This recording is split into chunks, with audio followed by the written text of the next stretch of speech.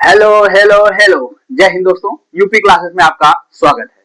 मैं निकेश यादव आज आप लोगों के सामने पुनः जो आपका आरसीसी सब्जेक्ट है उसको लेकर आ चुका हूं, जिसमें कि इसके पहले हम जानते हैं कि हम लोग 6 लेक्चर्स कर चुके हैं। जिन लेक्चर्स में जो आपका पिछला छठा लेक्चर था, उस लेक्चर में हमने स्ट्रेस के बारे में पढ़ा था। फिर उसके बाद अल्टीमेट स्ट्रेस के बारे में पढ़ा था कि आपका चरम प्रतिबल क्या होता है। उसके बाद हमने ये आपका पढ़ा था कि आपका एक्चुअल स्ट्रेस क्या होता है। इसमें थोड़ा सा हमें जानना था कि एक्चुअल स्ट्रेस होता क्या है। उसके बाद हम जब किसी बीम को डिजाइनिंग करने जाते हैं, किसी स्लैब को किसी को डिजाइनिंग करने जाते हैं या फिर किसी कॉलम को डिजाइनिंग करने जाते हैं, तो उस स्थिति में कि उस जो आपकी वो स्थिति होती है, उस स्थिति में हम लोग किसको लेकर डिजाइन करते हैं, क्या मापन लेते हैं, डिजाइन करते हैं, तो उसे हम लोग बोलते हैं डिजाइन स्ट्रेस, परमिसिबल स्ट्रेस या फिर वर्किंग स्ट्रेस। इसे हम लोग 3 नाम से पुकारते हैं।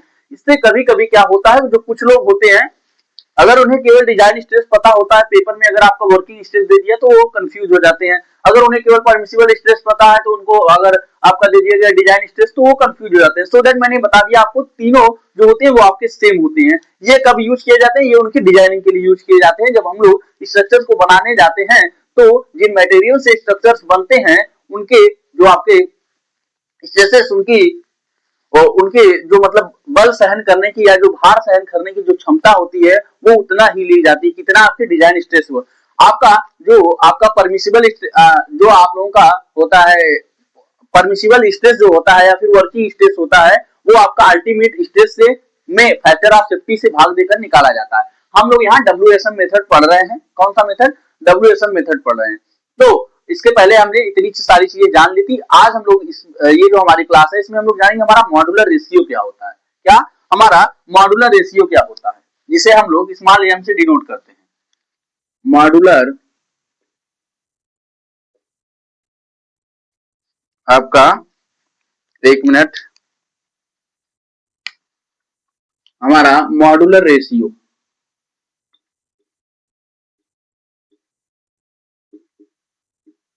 मॉड्यूलर रेशियो हमारा क्या होता है? तो मैं बताऊं कि जो हमारा मॉड्यूलर रेशियो होता है वो इलास्टिसिटी ऑफ स्टील और इलास्टिसिटी ऑफ कंक्रीट दोनों के अनुपात को ही क्या हम लोग बोलते हैं? मॉड्यूलर रेशियो बोलते हैं। इलास्टिसिटी, इसे हम लोग यम से डिनोट करते हैं। यम से डिनोट करते हैं। ये हमारा क्या? Modular ratio.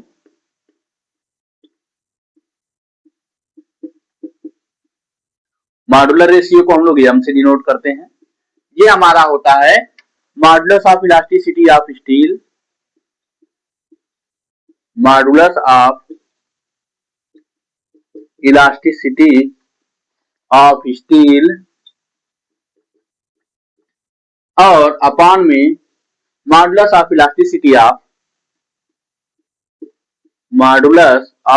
Elasticity of concrete. अगर इसे हम लोग व्यक्त करना चाहें तो यम बराबर मॉडुलस ऑफ इलास्टिसिटी को हम लोग ई से दिखाते हैं। तो ये आपका स्टील है तो इसे हम लोग एस, ई सफिक्स में एस, ये आपका ई है, और ये आपका कंक्रीट, कंक्रीट को सी से हम तो ईसी से हम लोग ऐसे डिनोट करते हैं। यही हमारा होता है मॉडुलस ऑफ इलास्टिसिटी ऑफ, ये हमारा क्या होता है? मॉडुलर रेशियो होता है। क्या होता है? Modular ratio. तो कोई पूछेगा कि आपका मॉडुलर रेशियो क्या होता है, तो हम बोलेंगे कि मॉडुलस जो आपका प्रत्यास्था मापांक स्टील का और प्रत्यास्था मापांक कंक्रीट दोनों के ही अनुपात को हम लोग मॉडुलस ऑफ इलास्टिसिटी, हम लोग मॉडुलर रेशियो कहते हैं, जिसे हम लोग स्मॉल एम से डिनोट करते हैं। बस इतनी चीजें आप लोगों को याद होनी चाहिए। और जैसा कि हम लोग जानते हैं कि जो हमारा स्टील का मॉडुलर रेशियो होता है, ES इज इक्वल टू होता है 2 इंटू 10⁵ न्यूटन पर mm स्क्वायर। और जो हमारा EC है, यानी कि कंक्रीट का मॉडुलस ऑफ इलास्टिसिटी जो होती है 5000 कोष्ट में आपका रूट में FCK। FCK क्या होती है? FCK होती है characteristic compressive strength of any block. जो आपका 50 mm का ब्लॉक होता है, 50 सेंटीमीटर होता है, ये आपका ब्लॉक कुछ इस प्रकार बनता है, जैसा कि मैं अभी पिछली क्लासों में आप लोगों को बनाकर भी बताया था। इनकी जो सारी साइड्स होती हैं, ये आपका घन होता है, आपका 15 सेंटीमीटर, कुछ लोग 150 mm बताते हैं, तो बच्चे कभी कभी कंफ्यूज हो जाते हैं, 150 mm कभी बताया जा रहा है, कभी 15 सेंटीमीटर। बाबू उनको देखो ध्यान से, वो दोनों एक ही है। 150 mm बोल दो या फिर इन्हें 15 सेंटीमीटर बोल दो। ये ब्लॉक होते हैं, इनकी 28 दिन की तराई की जाती है। तराई करने के बाद जो इनकी कंप्रेसिव स्ट्रेंथ आती है, जो इनकी कैरेक्टरिस्टिक कंप्रेसिव स्ट्रेंथ आती है, जिसे बोला जाता है अभिलाक्षणिक संपीड़न सामर्थ्य बोला जाता है। हिंदी में क्या? अभिलाक्षणिक संपीड़न सामर्थ्य बोला जाता है। तो यहाँ पर जो एफसीके है, ये आपके कंक्रीट ब्लॉक की अभिलाक्षणिक, क्या जो आपका कंक्रीट ब्लॉक होता है, उस कंक्रीट ब्लॉक की अभिलाक्षणिक संपीड़न सामर्थ्य होती है। जैसे हम लोग कंक्रीट नहीं बनाते हैं आपकी ग्रेड की, M5, M10, M20, M50, आपका M25, M30, M35, आपका M100 तक चला गया, इसके ऊपर भी गया। तो आई थिंक ये सारी चीजें जो मैं आप लोगों को समझाया हूं कि जो आपका मॉड्यूलर रेशियो है वो क्या होता है। मॉड्यूलर रेशियो जो आसान सी चीज है हमें, कि मॉड्यूलर रेशियो जो हमारा होता है वो हमारा होता है modulus of elasticity of steel तथा modulus of elasticity of concrete, दोनों के ही अनुपात को ही हम मॉडुलर रेशियो कहते हैं। इसे हम लोग स्मॉल m से डिनोट करते हैं। उसके बाद जो आपका modulus of elasticity of steel होता है 2 × 10⁵ न्यूटन पर mm स्क्वायर होता है। और जो modulus of elasticity of concrete होता है यानी कि ईसी जो है, वो आपका क्या होता है 5000 रूट में एफसीके, जहां पर एफसीके क्या है? आपका characteristic compressive strength of concrete block. I think यहां तक की चीजें आप लोगों को समझ में आई होंगी।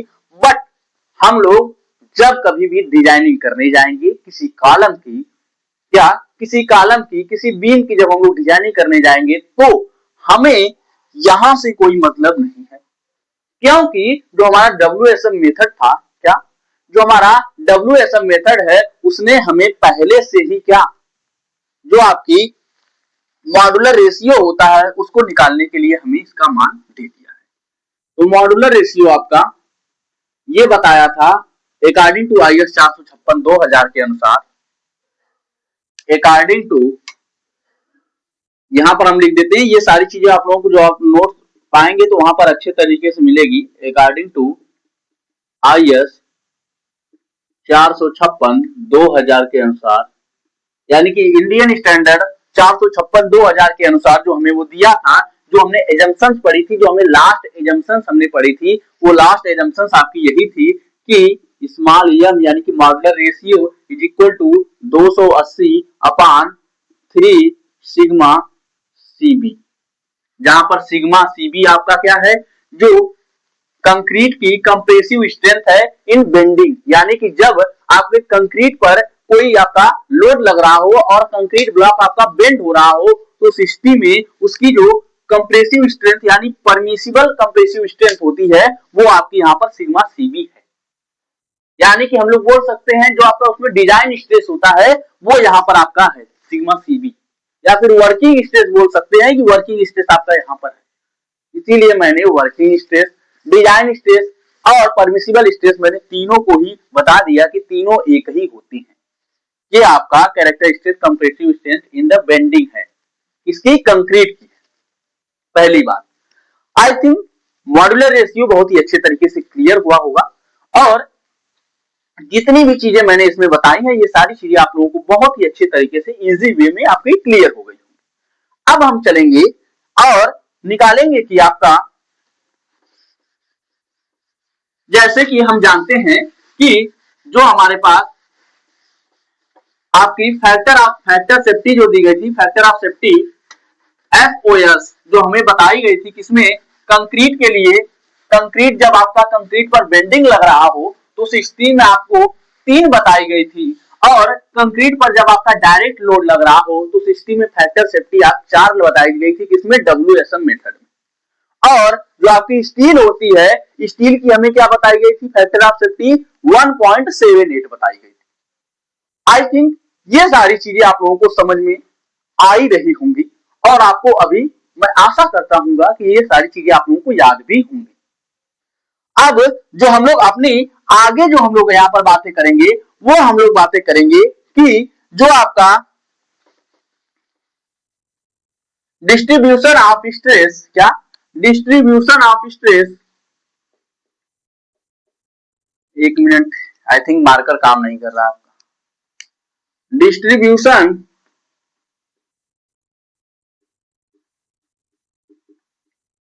Of stress in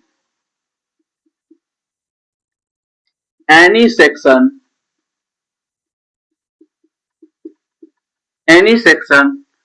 due to direct load,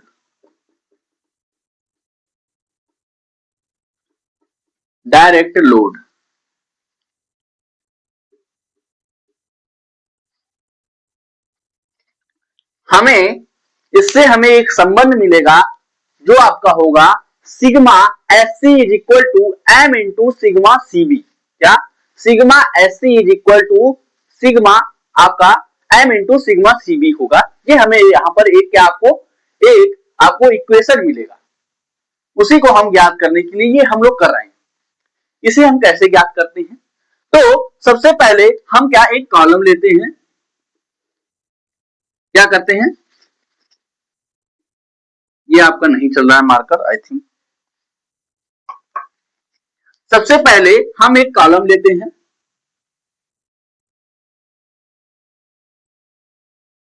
ये कॉलम हमें बाहर से कुछ इस प्रकार दिखेगा और इसमें हम बार्स प्रोवाइड कर लेते हैं।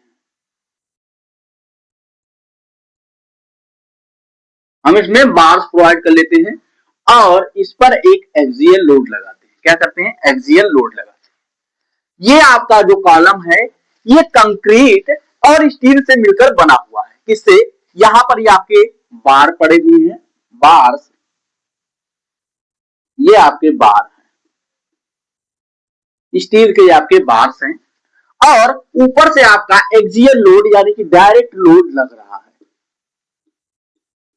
जिसे हिंदी में बोला जाता है आपका अक्षीय बल ऊपर से लग रहा है। अब अगर हम लोग इसका क्रॉस सेक्शन बनाना चाहें, क्या क्रॉस सेक्शन बनाना चाहें, इसका अगर हम लोग क्रॉस सेक्शन बनाना चाहेंगे तो हम कुछ इस प्रकार इसका क्रॉस सेक्शन बनेगा। इसमें यहां पर आपकी बार्स प्रोवाइड होगी, यहां पर बार्स प्रोवाइड होगी, यहां पर बार्स आपकी प्रोवाइड होगी, यहां पर आपकी बार्स क्या होगी। ये जो आपका कॉलम है, कॉलम आपका कुछ इस प्रकार होगा। अगर हम लोग क्रॉस सेक्शन एससी से हम लोग दिखाते हैं इसको, क्रॉस सेक्शन हम लोग एससी से दिखाते हैं, क्रॉस सेक्शन ऑफ कॉलम।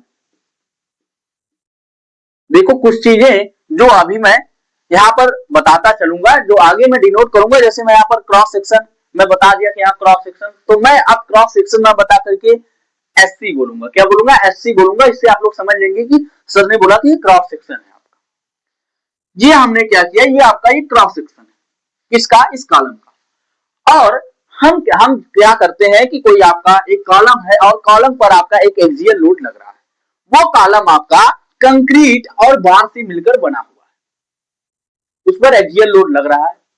और हम ये चीज जानते हैं कि जो हमने अपनी एजम्पशंस, जो हमने पीछे एजम्पशंस पढ़ी है, जो आपकी आई थिंक जो छठी एजम्पशन थी WSM मेथड की, अकॉर्डिंग टू IS 456 2000 के अनुसार जो हमारी छठी एजम्पशन थी, उसमें क्या बोला गया था? उसमें बोला गया था कि जो आपके कंक्रीट और स्टील होते हैं दोनों एक इकाई की तरह कार्य करते हैं, यानी कि एक रूप में वो बंधकर कार्य करते हैं। यानी कि अगर वे अलग हैं, दो अलग अलग मटेरियल हैं, लेकिन जब उन पर लोड कार्य करता है तो वे एक मटेरियल की तरह कार्य करते हैं, जैसे कि वे एक ही पदार्थ के बने हैं। इसका मतलब ये होता है कि अगर जितना लोड आपका कंक्रीट सहन करेगा उतना ही लोड आपका स्टील सहन करेगा। बात सही है कि नहीं सही है? जब उतना ही लोड आपका कंक्रीट सहन कर रहा है और उतना ही लोड अगर आपका स्टील सहन कर रहा है, तो इस स्थिति में एक चीज हमें ज्ञात होगी कि जितनी विकृति आपके कंक्रीट में आएगी ठीक उतनी ही विकृति आपके स्टील में आएगी। बात समझ में आई कि नहीं आई? कह रहा हूं कि एक आपका कॉलम है, कॉलम पर एक्सियल लोड लग रहा है यानी कि अक्षीय बल लग रहा है, कुछ अच्छी बल लग रहा है और हम जानते हैं कि आपका कॉलम बार्स और कंक्रीट का बना हुआ है और हम जानते हैं कि जो हमारा WSM मेथड जो हमें एजम्पशन नंबर 6 है उसने हमें बताया था कि जो आपका कंक्रीट होता है और आपका स्टील होता है दोनों एक इकाई की तरह कार्य करते हैं, यानी कि उसका यह मतलब था कि दोनों भले ही अलग अलग पदार्थों से मिलकर एक हमारा कॉलम बना हुआ है, लेकिन जब उन पर लोड कार्य करता है तो वे एक इकाई की तरह कार्य करते हैं। इतनी बात समझ में आ गई होगी। एक इकाई की तरह कार्य करते हैं तो जब वे एक इकाई की तरह उस पर कार्य करते हैं तो उसमें हम जानेंगे कि जो लोड लग रहा होगा, जितना लोड आपका कंक्रीट सहन करेगा उतना ही लोड आपका स्टील सहन करेगा। ये बात आपको समझ में आई।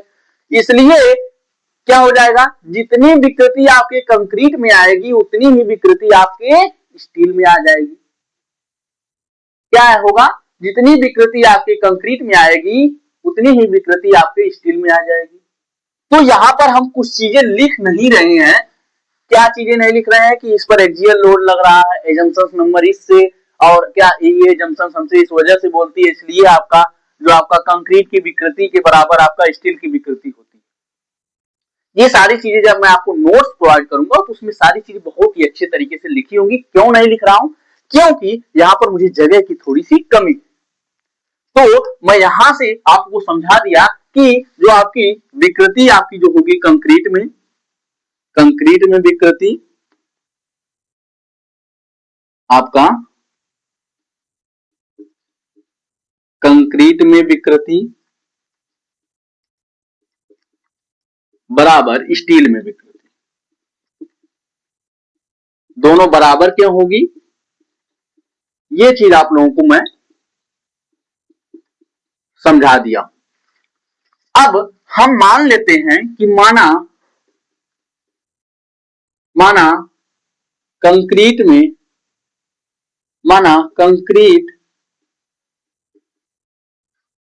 में विकृति यस में विकृति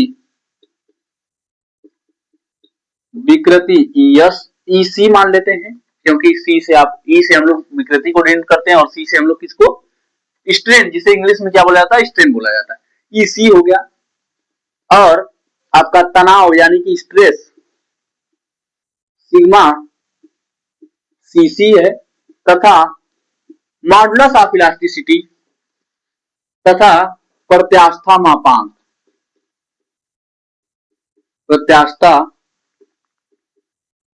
मापांक आपका ईसी है।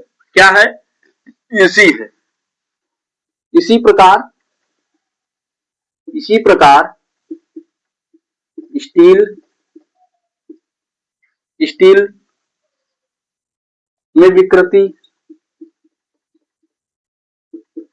स्टील में विकृति हम ईएस मान लेते हैं और आपका तनाव सिग्मा एससी मान लेते हैं तथा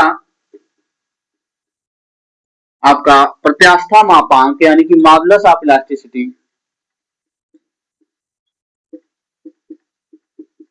प्रत्यास्था मापांक आपका ईएस है। तो हुक के नियम से हुक का नियम क्या बोलता है हमसे, हुक का नियम बोलता है कि पहले हम लोग किसके लिए करते हैं, कंक्रीट के लिए। हुक के नियम से तो कंक्रीट के लिए, for concrete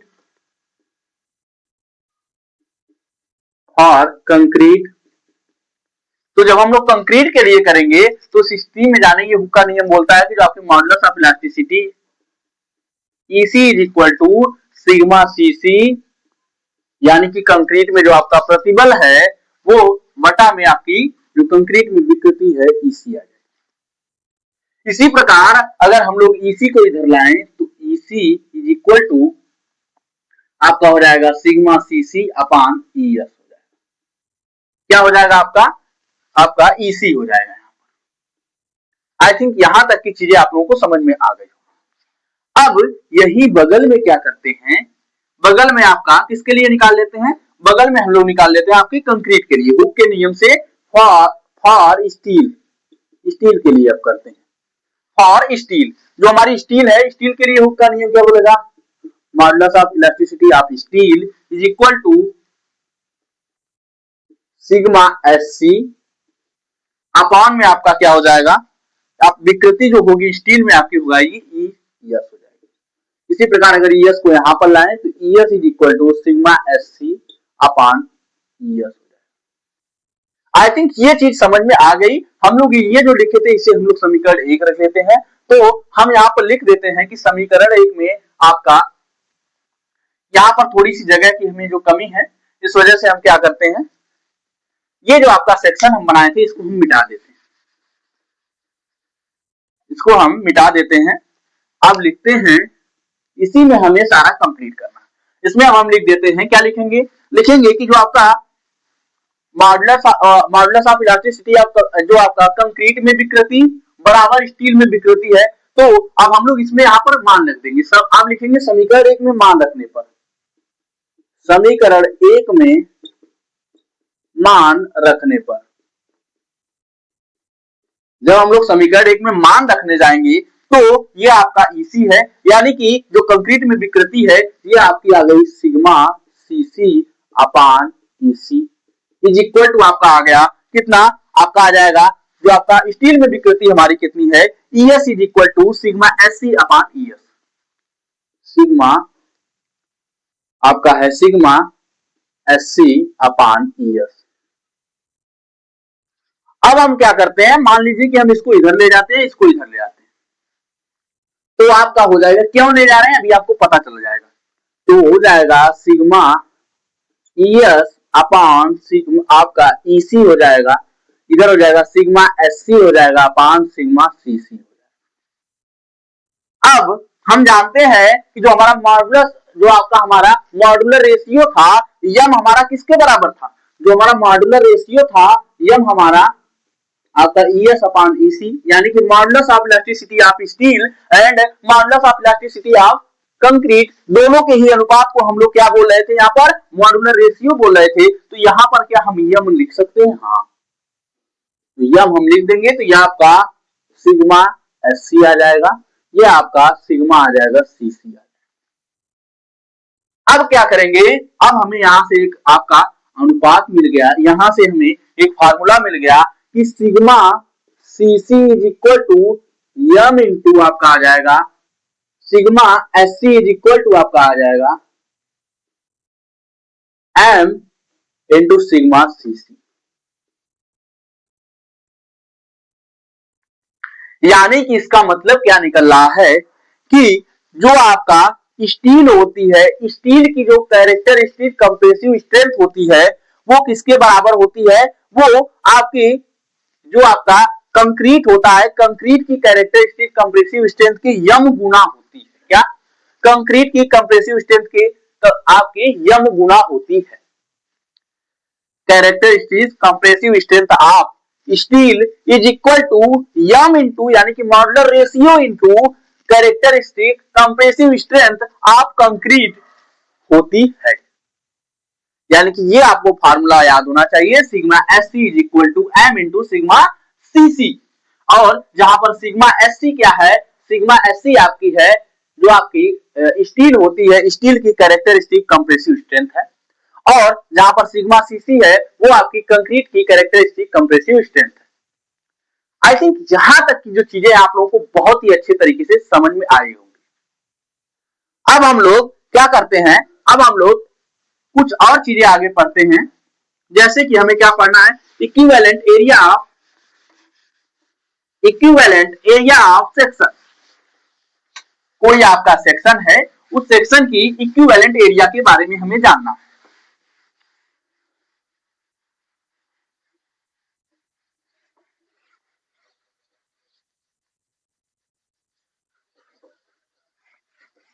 equivalent section of equivalent section of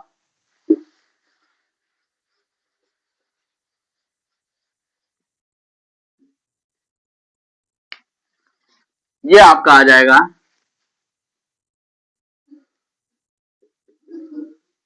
equivalent area of section. कोई आपका सेक्शन है, उस सेक्शन की हमें इक्विवेलेंट एरिया निकालनी है। क्या? हमारा सेक्शन कोई है और उस सेक्शन की इक्विवेलेंट एरिया निकालनी है। तो उस स्थिति में हम मान लेते हैं कि हमारे पास कोई सेक्शन है और उस सेक्शन पर जो आपका टोटल लोड लग रहा है, कुल भार उस पर P है और जो आपका कंक्रीट द्वारा भार सहन किया जा सकता है तो उसे हम लोग पीसी से, यानी कि कंक्रीट द्वारा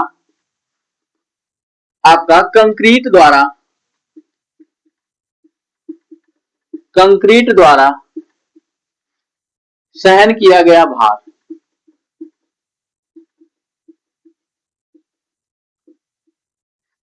किया गया भार, और आगे आपका पीएस है, यानी कि स्टील द्वारा सहन किया गया भार।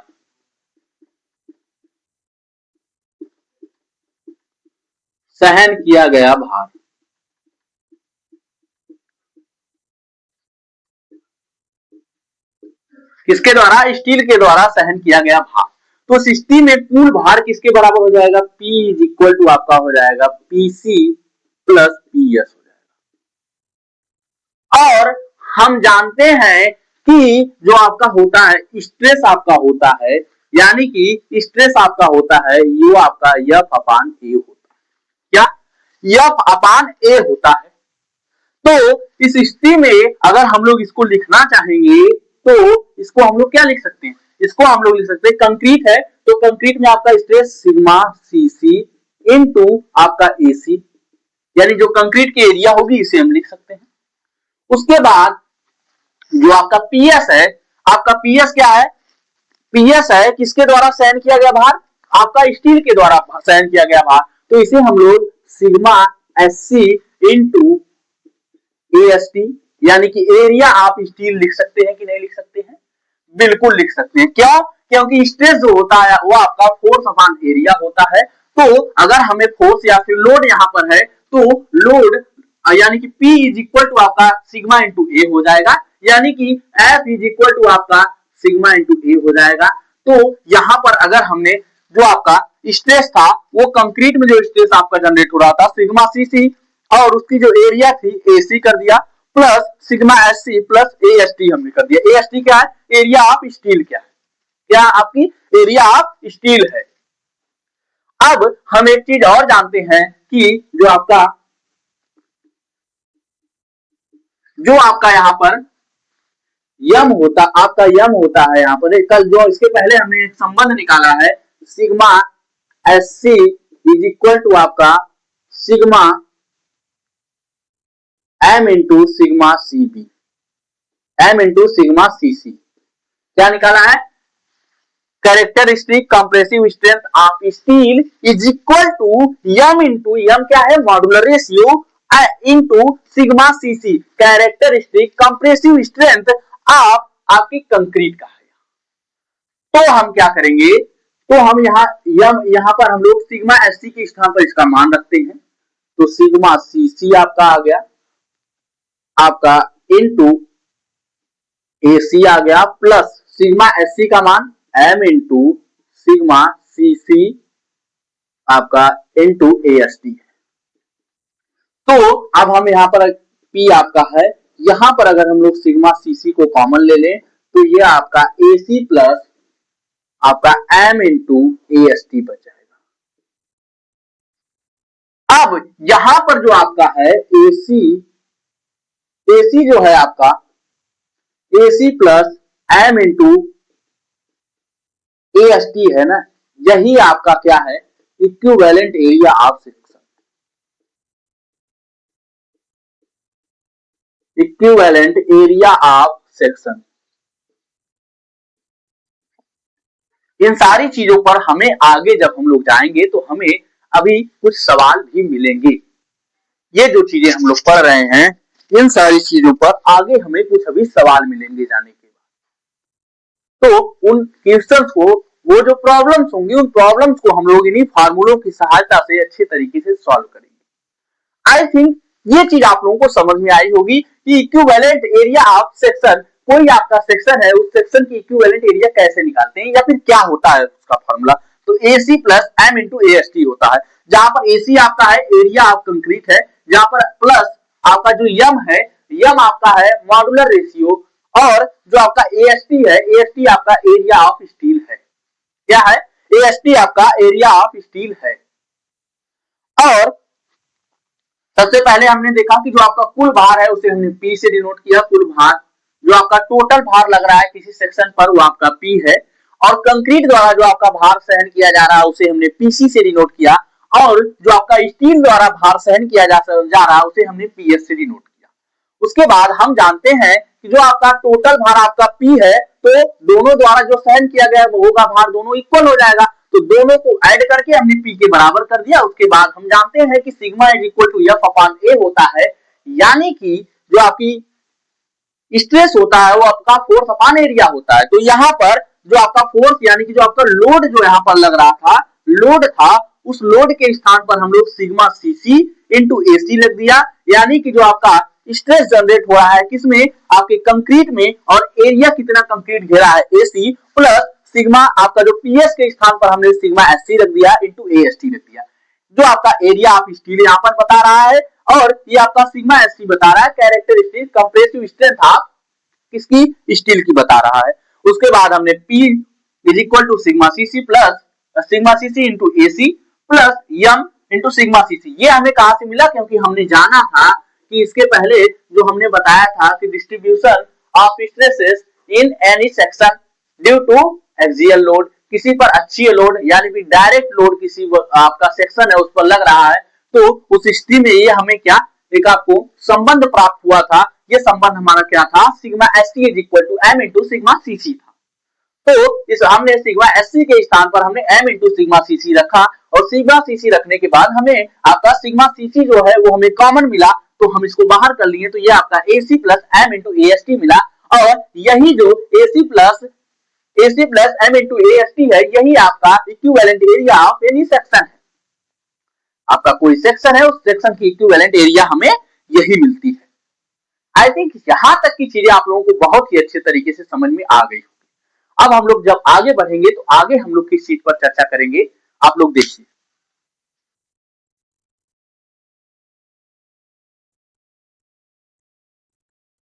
आगे जो हम लोग चर्चा करेंगे वो हम लोग चर्चा करेंगे। अब पीछे में वीडियो थोड़ा देखने गया था कि वीडियो आपका सही से चल रहा है, रिकॉर्ड हो रहा है या नहीं रिकॉर्ड हो रहा है। आगे जो चीज हमें देखना है, अब हम लोग एनालिसिस ऑफ बीम देखेंगे। Analysis of single reinforced beam, analysis of single reinforced beam.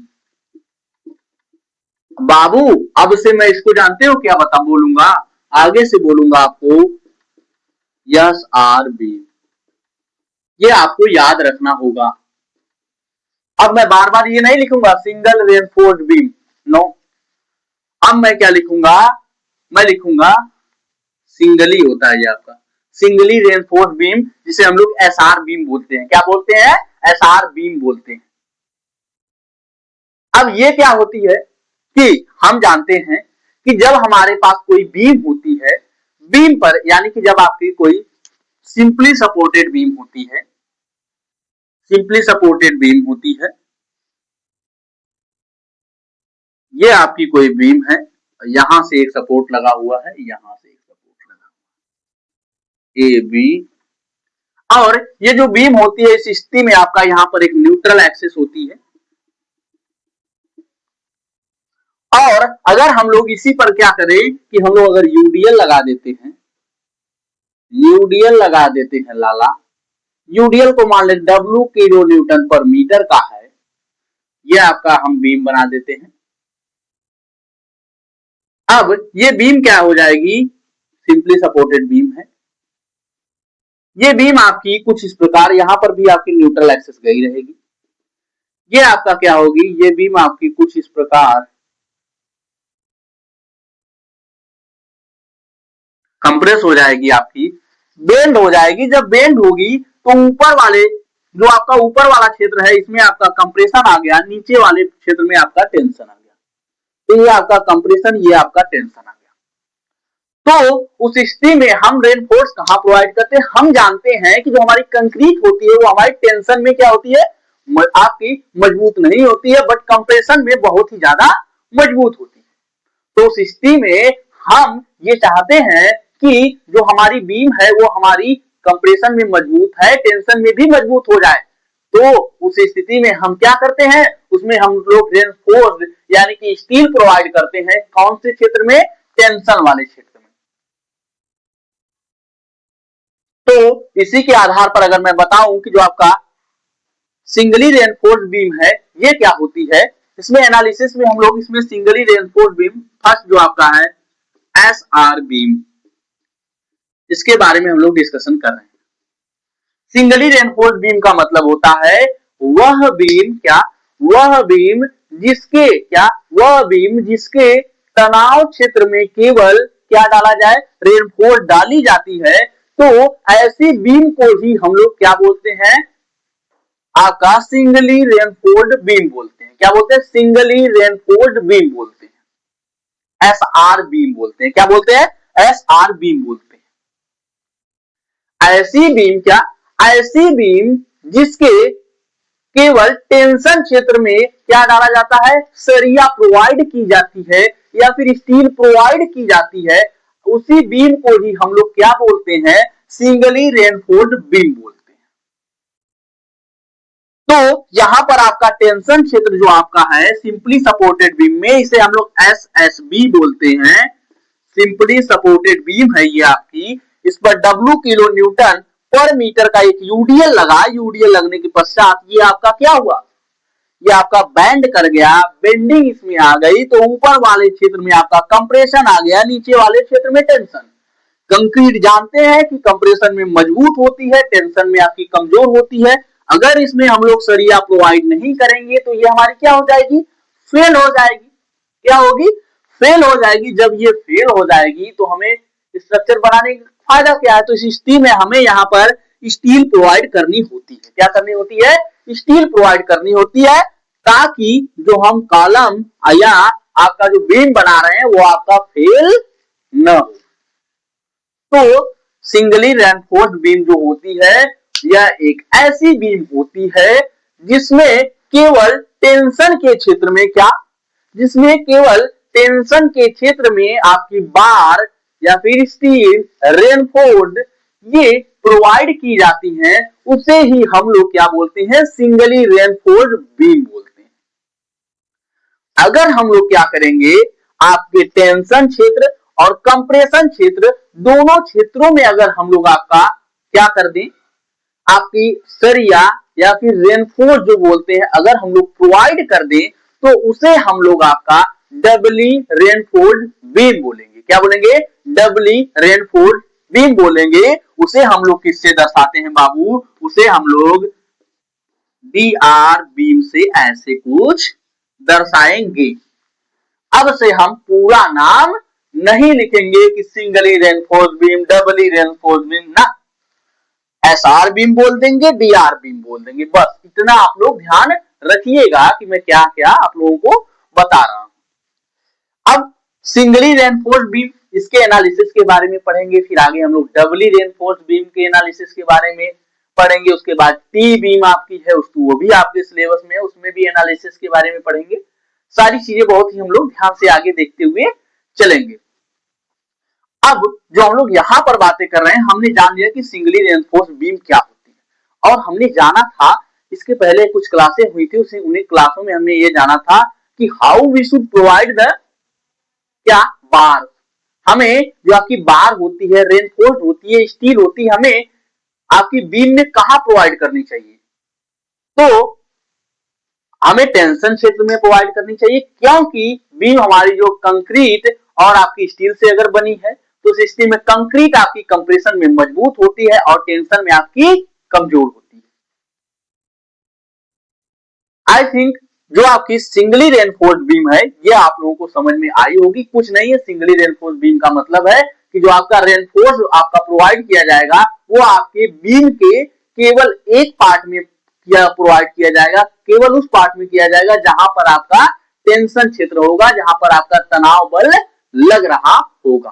बस अब हम लोग आगे चलते हैं और आगे देखते हैं, आगे चलते हैं और आगे देखते हैं कि मान लीजिए ये तो मैंने किसके लिए बता दिया, ये तो मैंने आपका एसएसबी यानी कि सिंपली सपोर्टेड बीम में हम लोग नीचे की तरफ प्रोवाइड करेंगे।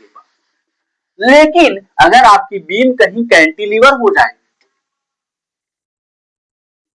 अगर आपकी बीम कहीं कैंटिलीवर हो जाए यानी कि कुछ इस प्रकार हो जाए,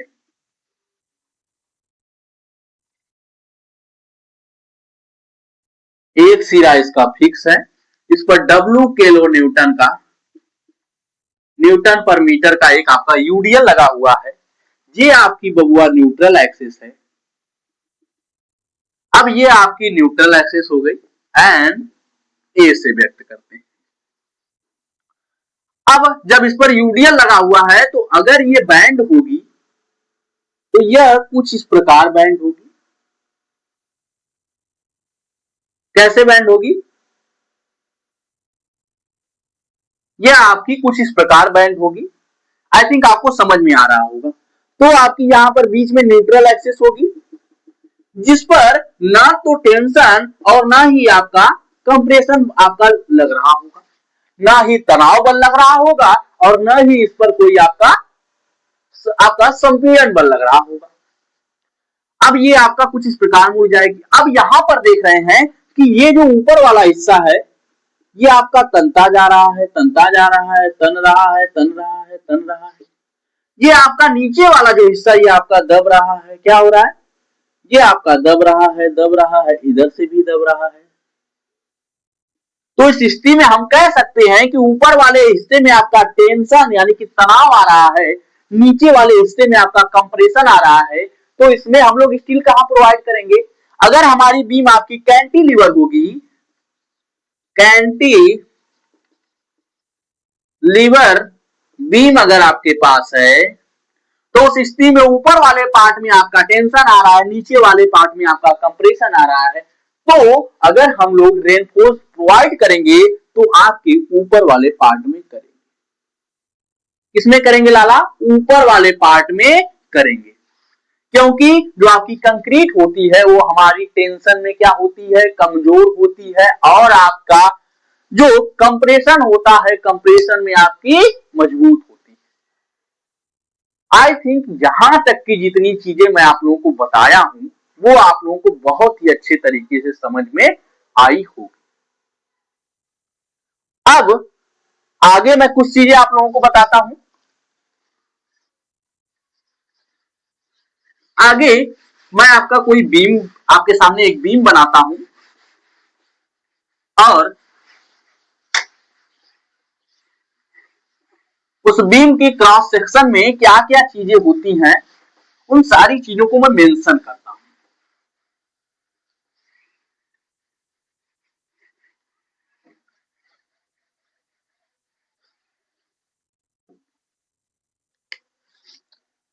ये हमारे पास मान लेते हैं कि कोई हमारे पास एक, ये आपके पास कोई बीम है,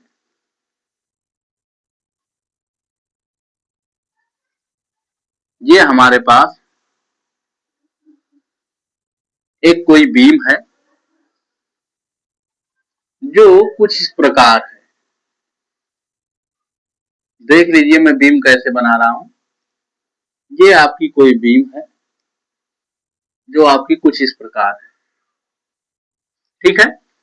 आई थिंक जो चीजें हैं आप लोगों को समझ में आ रही होंगी, ठीक है। कुछ इस प्रकार आपकी ये बीम है, इसी प्रकार ये आपकी बार्स यहां पर प्रोवाइड की जाती है।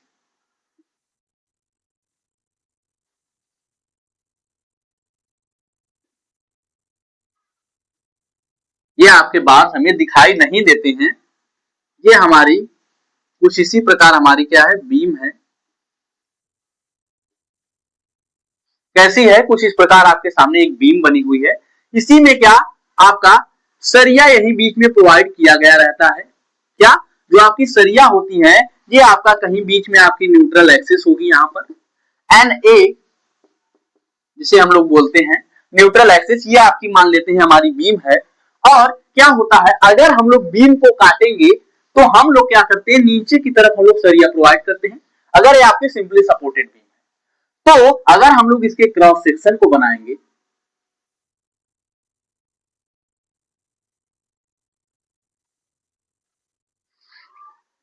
तो इस स्थिति में कहीं पर भी हमारी इसकी न्यूट्रल एक्सिस होगी, इसके मध्य में हमारी क्या होगी, न्यूट्रल एक्सिस होगी, जिसे हम लोग क्या एन ए से डिनोट करते हैं।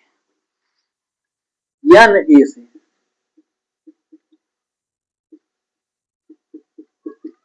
न्यूट्रल एक्सिस हमारी हो गई। और जो हमारा नीचे हम क्या करते हैं, इसमें सरिया प्रोवाइड करते हैं। आपका सरिया हम यहाँ पर 3 सरिया हम लोग नीचे प्रोवाइड कर देते हैं, यानी कि रेनफोर्स प्रोवाइड कर देते हैं। तो ये हमारा क्या हो जाएगा, तो इस स्थिति में ये हमारी मान लेते हैं इसकी पूरी जो हाइट हमारी है d/2 है। ये आपका पूरा जो है पूरा इसे हम लोग देखिए, ये हमारी इसकी जो चौड़ाई होती है इसे हम लोग बी से, स्मॉल बी से और आपका कैपिटल बी से भी हम लोग डिनोट करते हैं। क्या कैपिटल बी से हम लोग डिनोट करते हैं इसकी चौड़ाई को, विड्थ को इसकी। तो और ये आपका जो होता है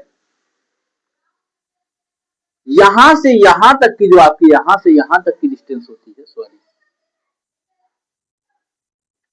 ये जो यहां से यहां तक की आपकी जो डिस्टेंस होती है,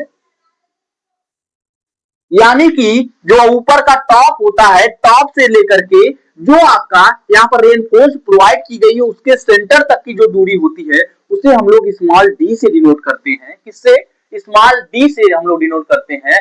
ये हमारी क्या है, इफेक्टिव डेप्थ इसे बोलते हैं। क्या बोलते हैं, आपका इफेक्टिव डेप्थ बोलते हैं।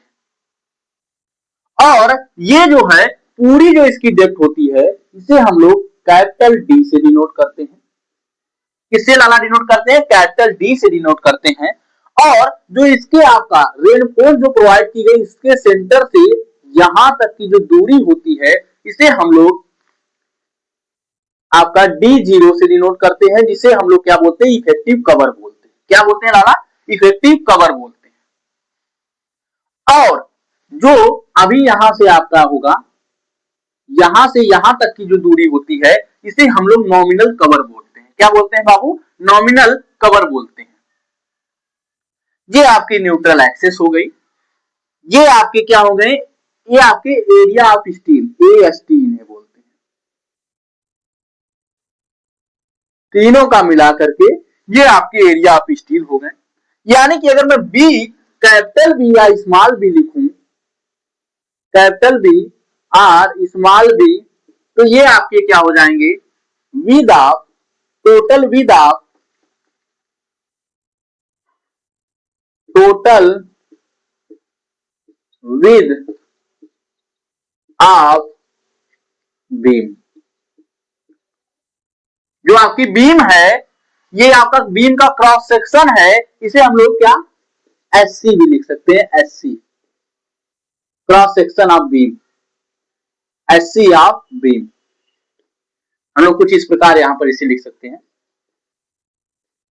SC ऑफ बीम, यानी कि क्रॉस सेक्शन ऑफ बीम का जो टोटल विड्थ है ये हमारी स्मॉल बी या फिर आपकी कैपिटल बी होती है। और ये आपका जो आपका डी है, डी आपका यहां पर क्या है, स्मॉल डी, स्मॉल डी आपका क्या है, इफेक्टिव डेप्थ है। क्या, इफेक्टिव डेप्थ है।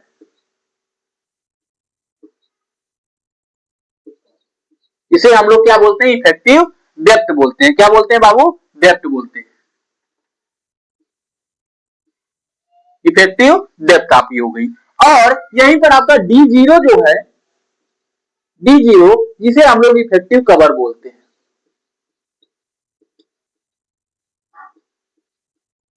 और इफेक्टिव कवर की जरूरत क्यों पड़ती है, क्या इफेक्टिव कवर है इसकी हमें जरूरत क्यों पड़ती है। और यहां पर जो आपका होता है ये आपका होता है नॉमिनल कवर, नॉमिनल कवर, इसे हम लोग क्या बोलते हैं बाबू, नॉमिनल कवर बोलते हैं। एक इसका दूसरा भी नाम है, इसे एक तो हम लोग नॉमिनल कवर बोल देते हैं, एक इसका आपका दूसरा भी आपका नाम होता है।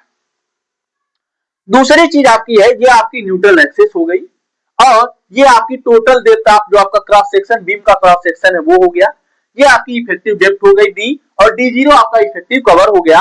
और एएसटी जो है आपका, एएसटी आपका एरिया ऑफ स्टील है, एरिया ऑफ स्टील है।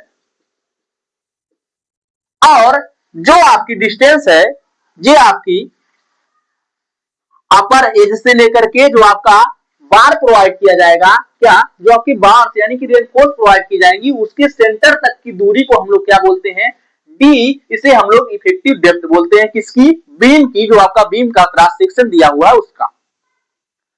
अब हमने जान लिया कि आपका कैपिटल बी या फिर स्मॉल बी क्या है, कैपिटल डी आपका क्या है, और यहां पर कैपिटल डी आपका क्या है, टोटल डेप्थ था, क्या था, कैपिटल डी इसका आपका टोटल डेप्थ था, इसे हम लोग यहां पर लिख देते हैं टोटल डेप्थ ऑफ बीम। जो आपका बीम दिया हुआ है, बीम की जो टोटल डेप्थ है वो हमारी क्या है आपकी, वो हमारी है आपकी कैपिटल डी है। आई थिंक यहां तक की जो चीजें हैं आप लोगों को बहुत ही अच्छे तरीके से समझ में आई होंगी, और जो हमारी अगली क्लास होगी उस अगली क्लास में हम आपका समझेंगे कि जो हमारे आपके WSM मेथड है, इस मेथड में आपका स्ट्रेस का कर्व कैसे बनता है, स्ट्रेन का कर्व कैसे बनता है, उसके बाद आपकी जो एक्सेस होती है जैसे कि न्यूट्रल एक्सेस है, न्यूट्रल एक्सिस से एक्सेस में आपके दो एक्सेस मिलकर बनती है, जैसे कि आपकी होती है क्रिटिकल न्यूट्रल एक्सिस जिसे हम लोग हिंदी में बोलते हैं क्रांतिक उदासीन अक्ष बोलते हैं, और एक आपकी दूसरी और अक्ष आती है, वो जो दूसरी आपकी अक्ष है उस अक्ष को हम लोग बोलते हैं एक्चुअल न्यूट्रल एक्सिस यानी कि वास्तविक न्यूट्रल एक्सिस, जिसे एक्स ए से व्यक्त करते हैं, और क्रिटिकल न्यूट्रल एक्सिस को आपका एक्स आपका सी से व्यक्त करते हैं। आई थिंक यहां तक की जो चीजें हैं आप लोगों को बहुत ही अच्छे तरीके से समझ में आई होंगी। अगली क्लास में लीवर आर्म पढ़ेंगे, फिर उसके बाद और बहुत सारी चीजें हम लोग आगे पढ़ते जाएंगे। आपका सिंगलिश, अभी कुछ न्यूमेरिकल्स भी हम अगली क्लासों में करेंगे। सो दैट डोंट वरी, चिंता ना कीजिए, आपका कोर्स बहुत ही अच्छे तरीके से समय से पूरा हो जाएगा। जय हिंद दोस्तों।